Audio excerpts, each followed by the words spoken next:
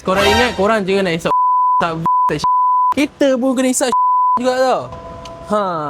Nampak ni? Okay guys, hari ni kereta ni ada problem kat drivetrain. So salah satunya kita nak buat troubleshoot lah. Kita gunakan smoke machine untuk kita check kalau ada bocor-bocor dekat dia punya vacuum hose dia lah. So kalau korang tengok ni, kita akan masukkan dekat sini.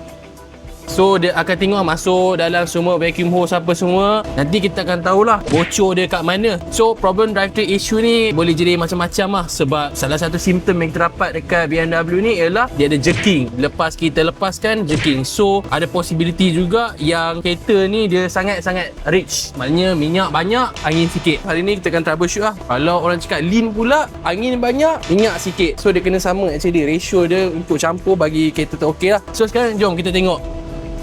So kalau tengok ni, dia keluar dekat tempat air filter ni. So kalau keluar sini maknanya okey. Tapi saya nak check tau. Kita tutup sini, kita nak check dekat hose-hose ni ada bocor ke tak. Itulah problem kenapa contohnya angin sikit tapi minyak banyak. Sebab ada angin bocor dekat hose-hose ni. So far tak ada lagi, kita run dulu tengok okey tak okey. Tapi ini adalah salah satu cara. Kalau contoh kereta korang lebih rich and korang rasa ada jerking ke apa, kena buat smoke test machine lah. So benda-benda lain yang kita tengok macam contoh spark plug, coil plug, injector pun boleh jadi factor yang ada drivetrain issue dan ada masalah jerking lah. Kalau korang tengok belakang ni, kita ada Land Rover, itu tengah buat coolant pula. Kalau masalah coolant hose, kita tak pakai smoke machine, kita pakai pressure test. Okay, korang nampak kalau pressure test dia punya alat lagi banyak banding buat smoke machine test lah. Memang kena pakai pressure lah. Dulu ada kita keluar satu video pasal coolant problem tu, kita pakai ni. Kalau air problem, kita pakai vacuum lah.